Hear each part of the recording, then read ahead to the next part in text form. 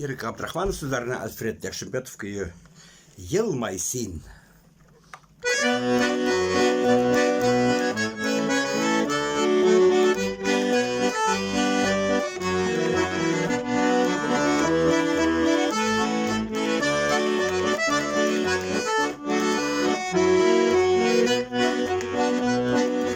Girişmebik ağır bulsa da, canlarga sağışlar tulsa da, girişmesin yerak yollarda. Kışın taşıp dursun kollarda, ağır bir tuğan kayıp değmesin, basmış çilesin at değmesin. Kışın ceyip yılmaysın, barşa cihan sana dilersin. Ağır bir duman kayıp değmesin, basmış çilesin at değmesin.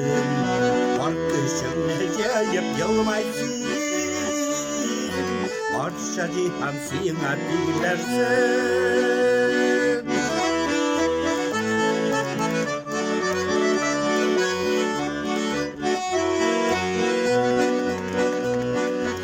Kaderin bil her veriniz gelinin, ömrünü boşka uzdırma, iz kaldırayım deyip dünyada. Yollarda tuzanlar tuzdırma, ağır bir duman kayıp değmesin, basmış çilesin at değmesin. Kışın ceyip yılmaysın, barşa cihan sana dilersin.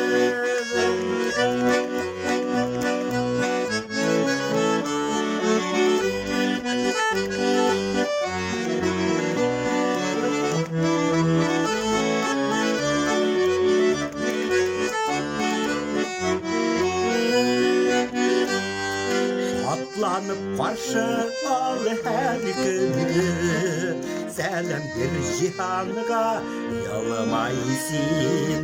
Sina korap güller gülsünler, doğanda yaktı kıyaş yalmaysın.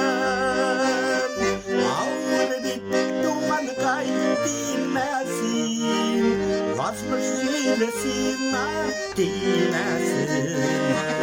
Kışın ceyip yılmaysın, başka cihan sana dilersin. Ağır bir duman kayıp değmesin, basmış çilesin at değmesin. Kışın ceyip yılmaysın, başka cihan sana dilersin. Kışın ceyip yılmaysın, başka cihan sana dilersin.